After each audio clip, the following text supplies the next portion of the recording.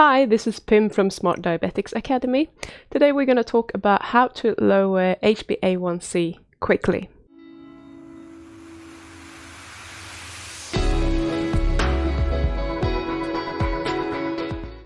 A stubborn HbA1c is something that frustrates many diabetics, but please don't despair because there are ways of dealing with this problem.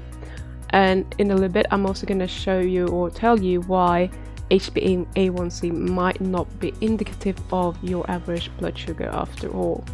So just stick with me. So first of all, I want to just explain to you what HbA1c actually is and what it's telling us.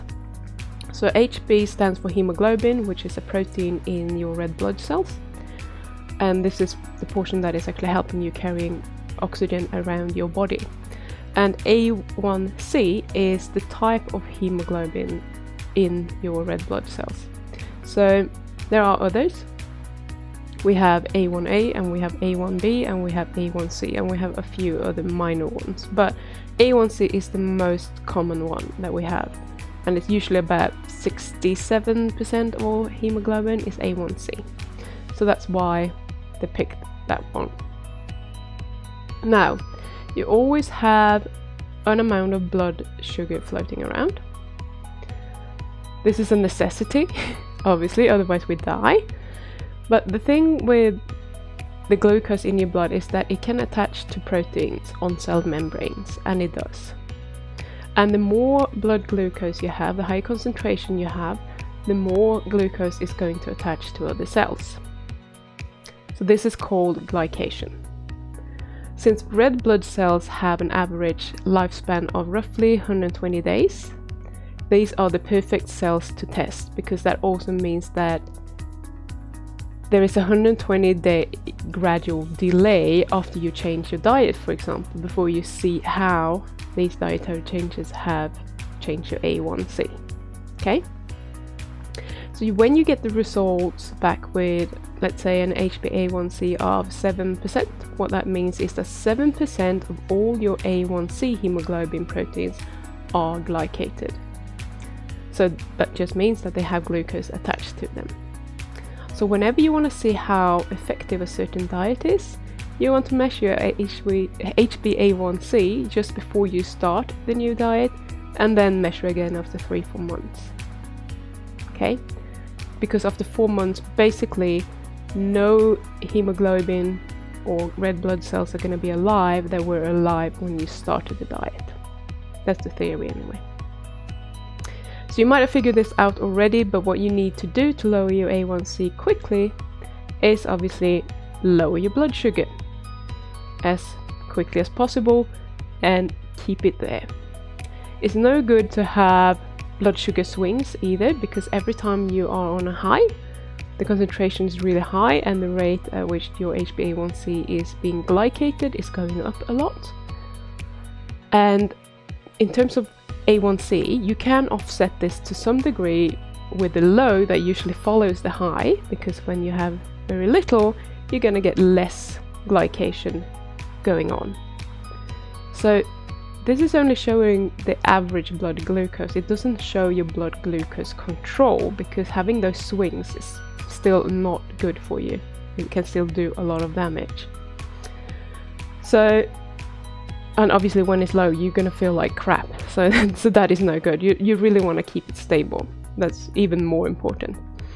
So if you have been watching my videos lately, you probably know that I'm gonna say now what I'm gonna say now, but the thing is that I can't say it enough. Like, your number one priority must be to eliminate all carbohydrates from your foods, and I always recommend that you stay under 30 grams of carbs per day and never more than 10 grams of carbohydrates per meal to avoid these blood sugar swings. If you do that, you're probably pretty safe, okay? Secondly, you want to increase your fat intake, because fat blunts the response of all other foods and makes your blood sugar much more stable over time.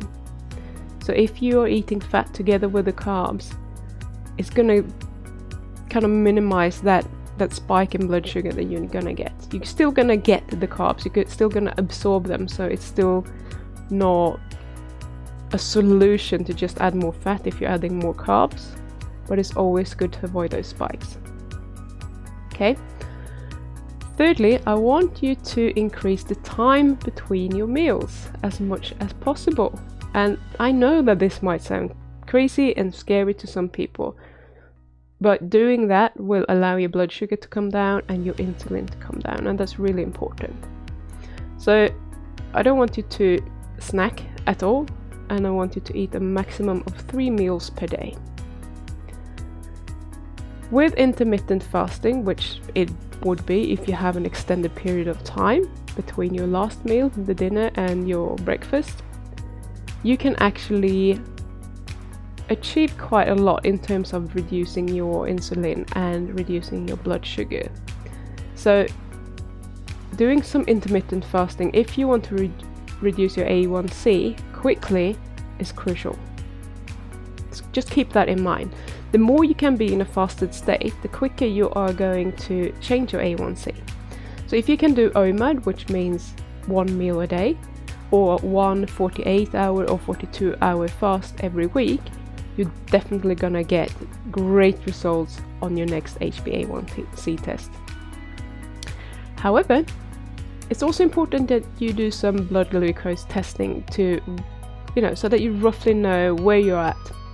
If your blood glucose is near perfect and your HbA1c comes back after 4 months and is still high, you might want to test another blood glucose meter, because these devices are notoriously known for being inaccurate.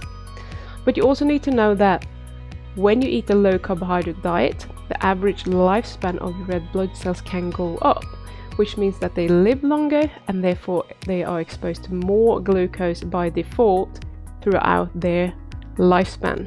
Okay, so the lab values can come back higher than what would be fair to say.